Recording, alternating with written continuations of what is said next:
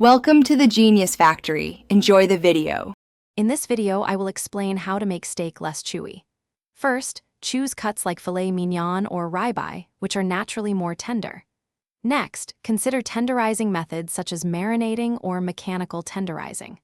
Proper cooking, including searing and resting, is crucial for a juicy, tender outcome. Finally, slicing your steak correctly against the muscle fibers will significantly improve its texture. Follow these steps for a truly enjoyable steak experience. Selecting the right cut is your first step towards a tender steak. Naturally tender options include filet mignon, ribeye, and sirloin. For tougher cuts like flank or skirt steak, marinating is key. Use marinades with acidic ingredients such as citrus juice or vinegar for at least 2 hours. Alternatively, a meat mallet or fork can physically tenderize the meat by breaking down muscle fibers. Don't forget to salt your steak well in advance for better moisture retention.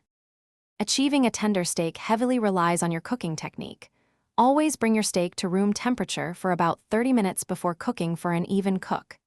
Sear it on high heat for 2 to 3 minutes per side to develop a delicious crust. Then, reduce the heat and cook until it reaches your preferred doneness using a meat thermometer. Crucially, let your steak rest for at least 5 to 10 minutes after cooking. This redistributes the juices, ensuring a moist and tender result. The final, yet often overlooked, step to a less chewy steak is how you slice it.